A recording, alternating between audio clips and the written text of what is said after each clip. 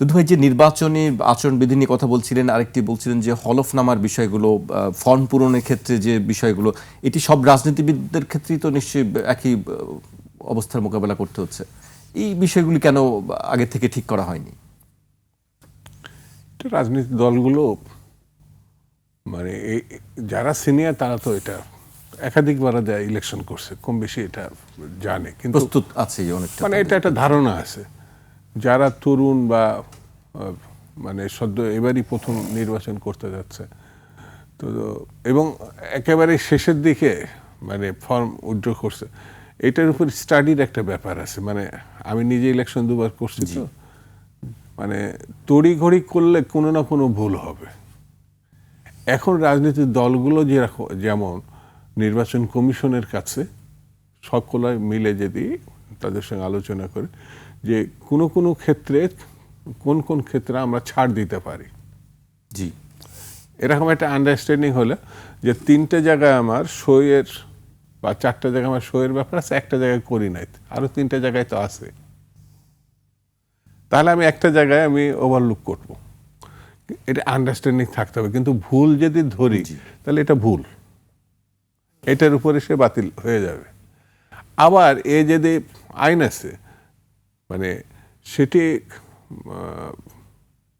কি বলে, ভুলটাকে আপিল করতে পারে, সে আপিল বিবেচনায় যদি আবার তাকে ছাড় দেওয়া হয় যে এটা ওর মেজর ভুল না, তাহলে তো তার নমিনেশন ব্যাপার ঠিক হয়ে যাবে। সেটিও আবার ওই সমঝোতার একটা ব্যাপার, যেটা আগে বলো আইনটা প্রধান না সমঝোতাটা প্রধান। যদি টু দ্য পয়েন্ট আইনের দিকে যায় তাহলে আপনাকে আবার ওইটা মানতে হবে, আইনটাকে মানতে হবে।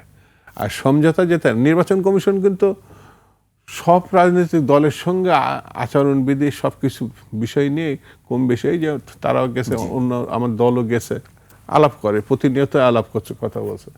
যদি ওই রকমভাবে না কথা বলে থাকে তাহলে নির্বাচন কমিশনের আইনটাকে মুখ্য করবে।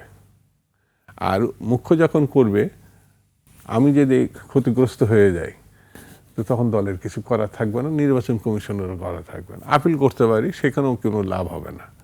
সেই জন্য আমার কাছে মনে হয়েছে যে নির্বাচনের যে মানে বিষয়টি, সেটি অনেক রাজনৈতিক দল আন্দোলন খুব ভালো বোঝে। আর যারা নির্বাচন কেন্দ্রিক দল, তাদের একটা সেল কাজ করতে থাকে। আর যদি ওই সেল কাজ ঠিক মতো না করতে পারে, তাহলে এই যেমন একেবারে শেষে মুহূর্তে চলে আসছে না, এখন মানে এটা সত্য যে প্রার্থী সেটা করে না, প্রার্থীর সঙ্গে যারা থাকে তারা এগুলো রেডি করে, এমনকি প্রার্থীর ওই মানে কোথায় সই করছে, কোন জায়গায় কি লিখছে, এটাও দেখারও সুযোগ থাকে। কারণ সে তখন আরেকজন ভোটার এসছে বা একজন দায়িত্বশীল নেতা আসছে, তার সঙ্গে হ্যাঁ হুঁ করছে, বলে তখন বলে ভাই এই জায়গায় সই করেন, ও সই করে দিছে। যারা সইটা নিছে তারা যদি ঠিক জায়গায় নিয়ে থাকে তাহলে ঠিক আছে। আমার নির্বাচনের ক্ষেত্রে দেখছি আইনজীবী থাকেন বা একটা টিম কাজ করে, এবং অভিজ্ঞ লোক এই ফর্ম পূরণের ক্ষেত্রে সব জায়গায় তো ইলেকশন হয়েছে, সেখানে তো কিছু কিছু মানুষ আগে থেকেই কাজ করছে, তাদেরকে সঙ্গে রাখতে হয়। দেখা গেল ওই ফর্ম পূরণের জন্য ওরা থাকে, ফর্ম সব ঠিকঠাক হয়ে গেলে ওরা তখন অন্য কাজে চলে যায়। আর এটা যারা না থাকে সেই জায়গাটায় ভুল হওয়ার সম্ভাবনাটা বেশি থাকে।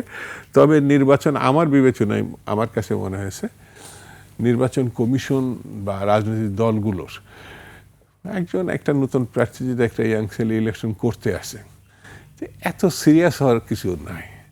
ভোট তো দেবে মানে ভোটার, তার কাছে আমি যেতেই দিলাম না, কথার কথা যে কোনো একটা ব্যাপারে বাদ দিয়ে দিলাম, তো সে তো প্রথম জীবনের নির্বাচনই বাদ, এটা ব্ল্যাক লিস্টেড হয়ে গেল। তুমি তো ফর্মই পূরণ করতে পারো না, তা তো না। সে তাড়াহুড়া করছে, সিরিয়াস ছিল না, এটা তো দোষী না, কিন্তু তাকে আমি দোষী বানাই দিলাম। তো প্রথম এই সব ক্ষেত্রে আমি বলবো প্রতিটা এটাতে হয় দুদু ভাই, আমি যেটা বলি যে সাধারণ মানুষের মধ্যে একটি তার প্রতি একটা নেতিবাচক ধারণা তৈরি হয় যে তিনি বোধহয় অযোগ্য ব্যক্তি আর কি, হতে পারে, যে প্রার্থীর প্রতি একটি নেতিবাচক। না অবশ্যই হতে পারে।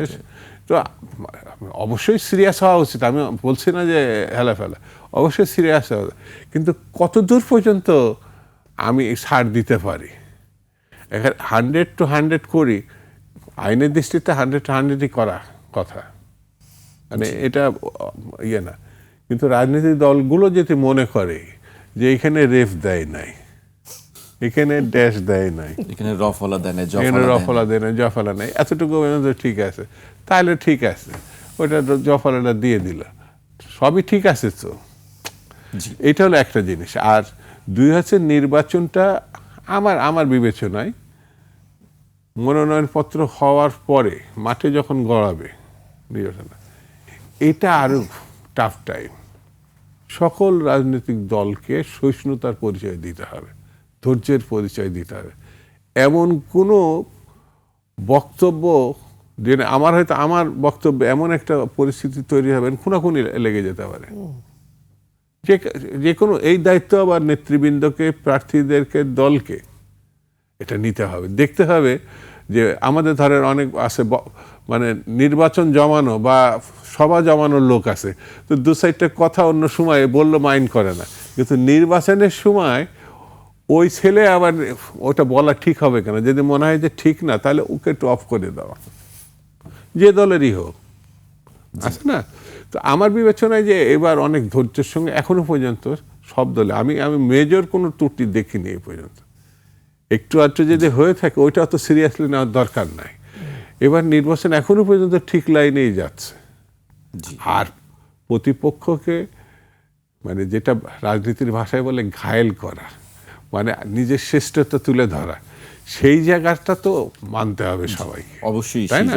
সেই বিতর্ক মেনে নিতে হবে। তবে আমার কাছে মনে হয়েছে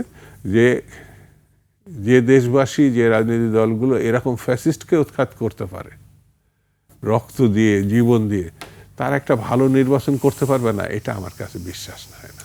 আমরা সেই বিশ্বাস নিয়ে থাকতে চাই, সেই বিশ্বাস নিয়ে রাখি।